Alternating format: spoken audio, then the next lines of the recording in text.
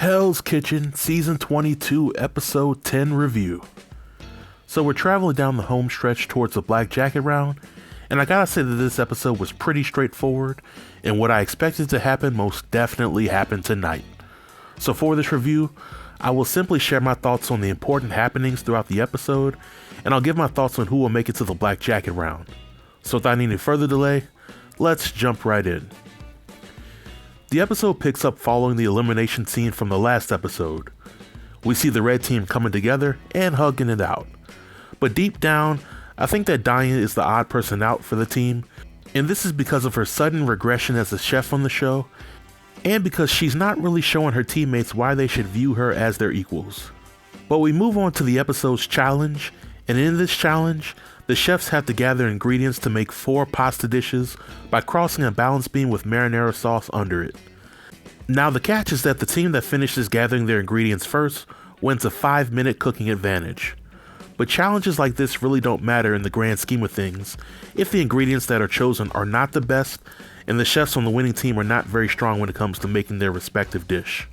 And this is pretty much what happened after the conclusion of the first part of this challenge. The blue team gathers their ingredients first, but the red team has chefs that are stronger when it comes to composing their pasta dishes. So the 5-minute advantage really didn't do the blue team any good, because the final score of the face-off was red team 3 and blue team 1. Now I gotta say that I'm very proud of Demir for what he's been able to accomplish since his first showing on the first episode. But in order for me to put him in the Hell's Kitchen finale for the season, I gotta see him cook more amazing food, and in my opinion, he'll definitely be a shoo-in for the finale. But the dinner service for tonight's episode was pretty bad, but it wasn't the worst. Atoy serves several raw items, but then she's able to regain her composure, but Jason also allows his overconfidence to screw over the team once again. And it seems like every time I think that Jason has turned over a new leaf, he goes back into self-sabotage mode and the team pays for it. But on the red team, we have Danya serving undercooked or overcooked food, and we have Carmen screwing up the food at her station. When the dinner service is over, it's Lee and Demir who Gordon praises as the only 2 chefs that had a voice in the kitchen that night, and he gives them the power to decide which teammates get nominated for elimination.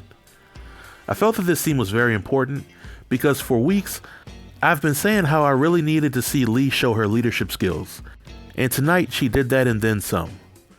We all know that Demir has leadership skills, and his admission into the Black Jacket round is all but guaranteed at this point. But the red team nominates Carmen and Danya, while the blue team nominates Jason and Atoy for elimination. Gordon ultimately sends Atoy home, which I think was the right decision. I'm proud of Atoy for what she's been able to accomplish on the show, but the fact is that there are more talented chefs on the show, and her time was simply up.